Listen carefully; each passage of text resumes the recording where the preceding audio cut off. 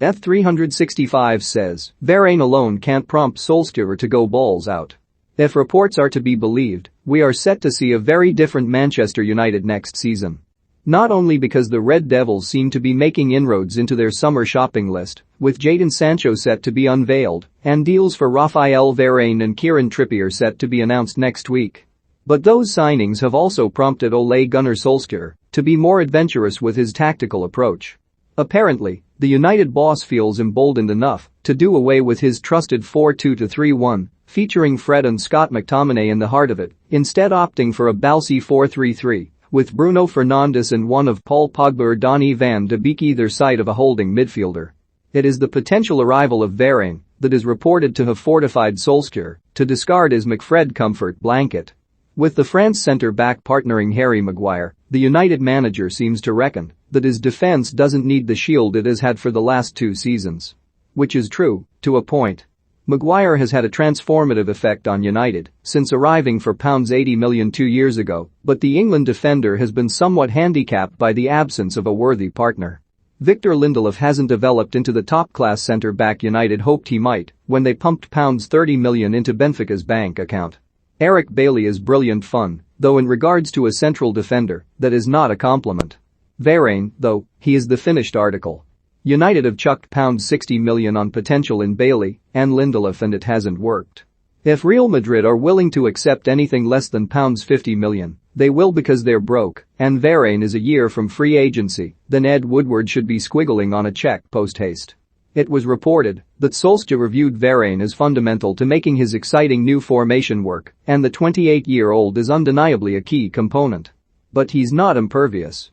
Even the very best defenders, a bracket in which Varane belongs, need protection. So we have to assume that Solskjaer has recognized that United have not one midfielder on their books capable of performing as a solo screen. Recognizing the problem is one thing, taking decisive steps to address it is entirely another.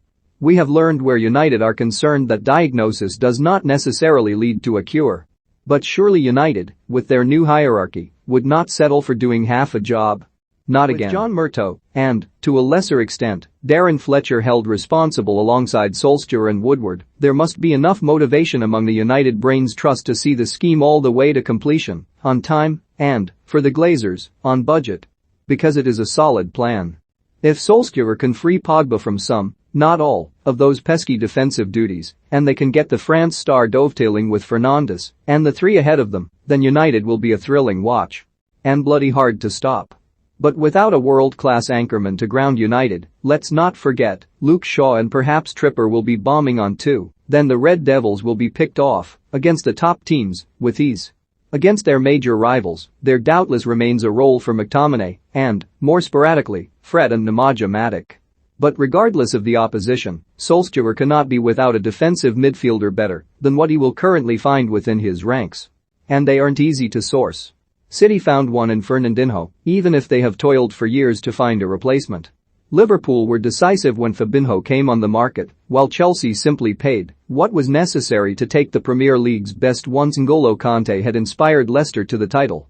United have 6.5 weeks to find their own Kante, Fabinho, Fernandinho. Eduardo Camavinga appears to tick most of the boxes, only 3 players have made 200-plus tackles in Europe's top 5 leagues since the start of the 2019-20 season. Wilfred Ndidi Aaron Wan-Bissaka Eduardo Camavinga. A reminder: Camavinga is 18 years old.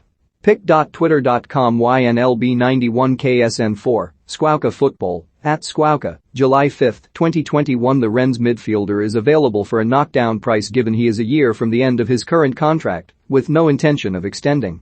He will move this summer. United simply have to convince the teenager that they can offer him more than Real Madrid might. If Real can even afford him.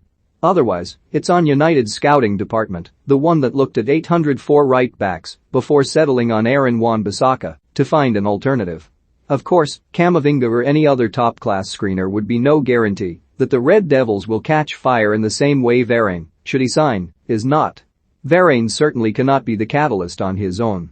But he and an astute midfield signing will guard United's back door while unlocking the ridiculous attacking potential ahead of them.